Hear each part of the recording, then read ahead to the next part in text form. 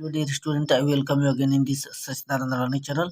आप देख रहे हैं कक्षा 9 के सामाजिक विज्ञान का ये मॉडल क्वेश्चन पेपर, जो कि आपके हाफ ईयरली और ईयरली एग्जामिनेशन के लिए बहुत ही आवश्यक है। आपका पेपर पैटर्न जो है वार्षिक परीक्षा और अर्धवार्षिक परीक्षा के लिए 2 खंडों में बटा हुआ है। कक्षा 9 का 70 मार्क का है। जो खंड आपका अ है ये बहुविकल्पी क्वेश्चन होते हैं, और जो खंड ब है ये वर्णनात्मक क्वेश्चन होते हैं। तो आइए जानते हैं, समझते हैं कि किस प्रकार से यह आपका पेपर है और कैसे क्वेश्चन है, इसको समझते हैं। देखिए, पहला क्वेश्चन यहाँ पर बहुविकल्पी दे रखा है।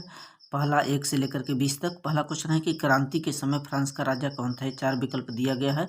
तो क्रांति के समय जो फ्रांस का राजा था वो लुई 16वां था। एक ग विकल्प आपका राइट है। क्वेश्चन नंबर 2 देखें। देखें, रूस में खूनी रविवार की घटना कब हुई थी। तो रूस में खूनी रविवार की घटना इन चारों विकल्पों में 1905 में ईस्वी में हुआ था। नेक्स्ट क्वेश्चन देखेंगे, फ्रांस की महिलाओं को मताधिकार किस वर्ष प्राप्त हुआ था। तो फ्रांस की महिलाओं को मताधिकार जो प्राप्त हुआ था वो 1945 में प्राप्त हुआ था। और अगला क्वेश्चन है, देखिए, उच्च पर्वतों पर स्थित विशाल चारागाहों को क्या कहते हैं। तो उच्च पर्वत पर स्थित विशाल चारागाहों को बुग्याल कहते हैं। ठीक है। क्वेश्चन 4 का एक ग वाला विकल्प राइट है, उसको बुग्याल कहा जाता है। अगला क्वेश्चन है, देखिए, मेरी एंतोइनेट कौन थी। मेरी एंतोइनेट कौन थी। तो यह विकल्प आपका 4 विकल्प दिया है। इसमें से लुई 16वें की वो पत्नी थी, मेरी एंतोइनेट। क्वेश्चन नंबर 6 है, बास्तील का पतन कब हुआ था। जो बास्तील का था उसका पतन ये 14 जुलाई 1789 ईस्वी को हुआ था। ये घ वाला विकल्प आपका राइट है। अगला क्वेश्चन नंबर 7 चेक करेंगे, भारत में लोकतंत्र के समक्ष आने वाली बाधा है। तो लोकतंत्र के समक्ष जो सबसे उजड़ कर आने वाली बाधा है वो अशिक्षा और अज्ञानता है। क वाला विकल्प राइट है। क्वेश्चन नंबर नेक्स्ट है, भारतीय नागरिकों के मौलिक अधिकारों का अंतिम संरक्षक कौन है। तो अंतिम संरक्षक आपका जो होता है उच्चतम न्यायालय ही होता है। क वाला विकल्प राइट होगा। 9th है, अगर आपको भारत का राष्ट्रपति चुना जाए तो आप निम्नलिखित परिस्थितियों में कौन सा फैसला खुद कर सकते हैं। ठीक है। क्या अपनी पसंद के व्यक्ति को प्रधानमंत्री चुन सकते हैं। लोकसभा में बहुमत वाले प्रधानमंत्री को उसके पद से हटा सकते हैं। प्रधानमंत्री चुनना और उसको हटा देना मुख्यमंत्री को, प्रधानमंत्री को। ठीक, यहाँ पर घ वाला दिया, मंत्रिपरिषद में अपनी पसंद के नेताओं का चयन करना। ये तीनों विकल्प गलत होगा। देखिए, दोनों सदनों द्वारा पारित विधेयक पर पुनर्विचार करने के लिए कह सकते हैं। ग वाला विकल्प राइट होगा। क्वेश्चन नंबर 10 दिया है कि गंगा नदी का उद्गम स्थल कौन है। तो गंगा नदी गंगोत्री से निकली है। ग वाला विकल्प राइट है।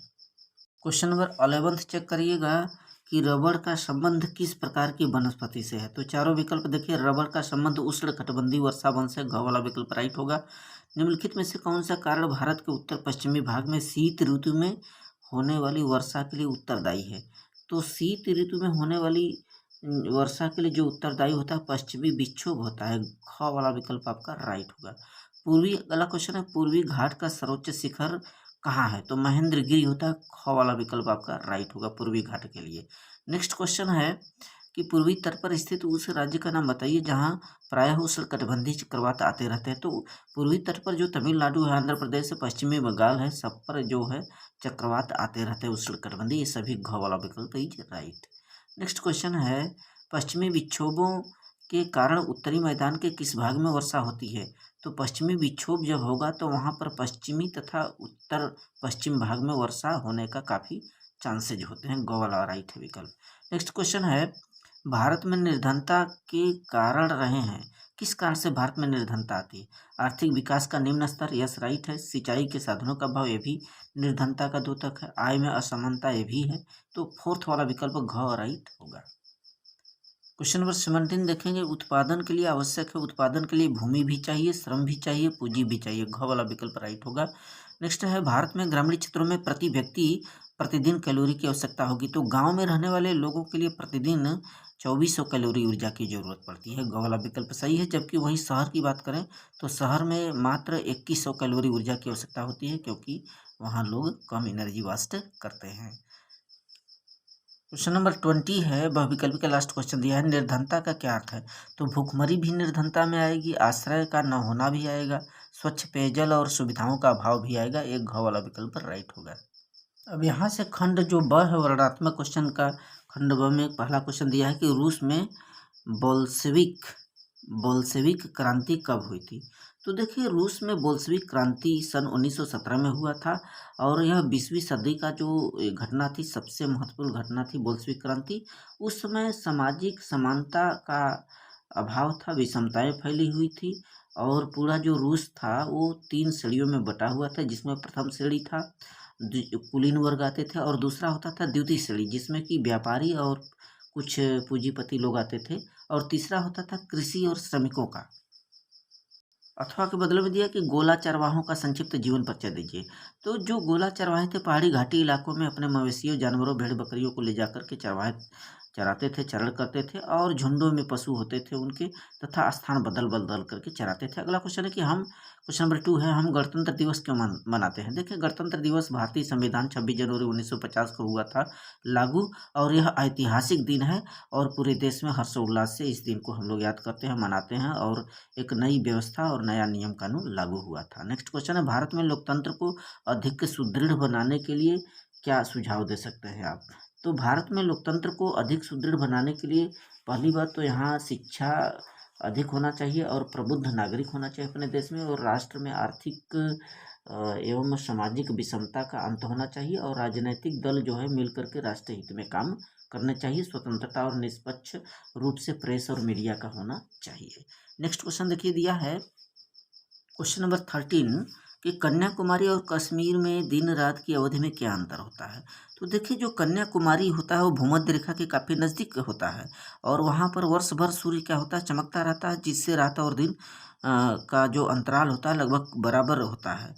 जबकि वही बात करते हैं कश्मीर का, तो जो कश्मीर है भूमध्य रेखा से काफ़ी दूर होने के कारण कश्मीर में जो दिन और रात होता है वहाँ की अवधियों में काफ़ी अंतर दिखाई देता है।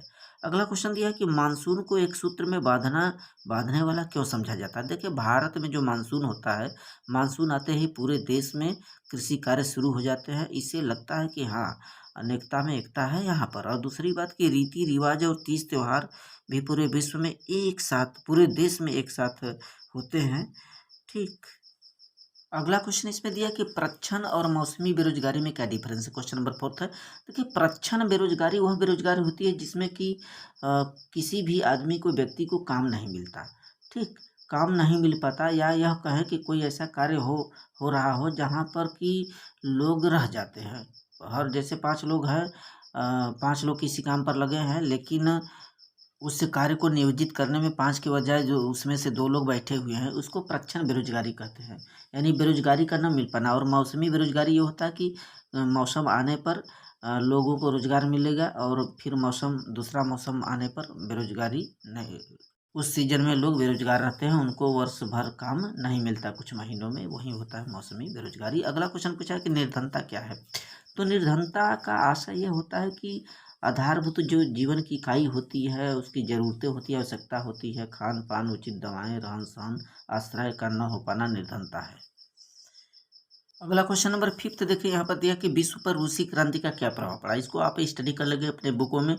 जो रूसी क्रांति थी वह एक केवल राजनीतिक क्षेत्र ही नहीं थी, वरन वहाँ से आर्थिक और सामाजिकता के क्षेत्र में क्रांति हुई थी और श्रमिकों के लिए यह काम कर रही थी, सरकार गठित हुई थी और पूरे संपूर्ण विश्व में जो है वहाँ पर लोगों के प्रति सम्मान और प्रतिष्ठा में वृद्धि हुई थी रूसी क्रांति आने के बाद।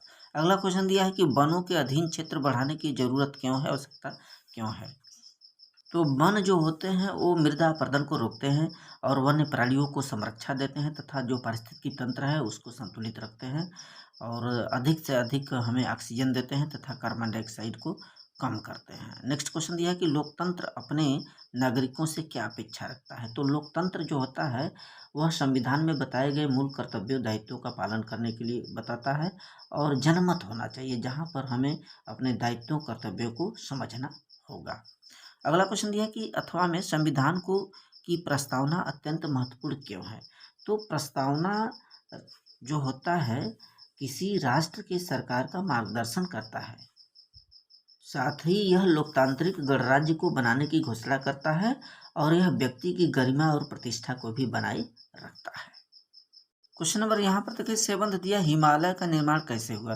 तो हिमालय ऐसा है कि हमारी जो धरती होती है, धरती में कुछ प्लेटें होती है बड़ी बड़ी, जब दो प्लेटें आपस में टकराती हैं तो वहाँ पर धंसन होता है और सिलवटें पड़ जाती हैं और वहाँ की जो ज़मीन है बहुत हाई ऊपर उठ जाती है, पर्वत श्रृंखलाओं का निर्माण कर लेती है। इस तरह से दो प्लेटों के टक्कर से हिमालय और तिब्बत जैसे पर्वत बने हुए हैं।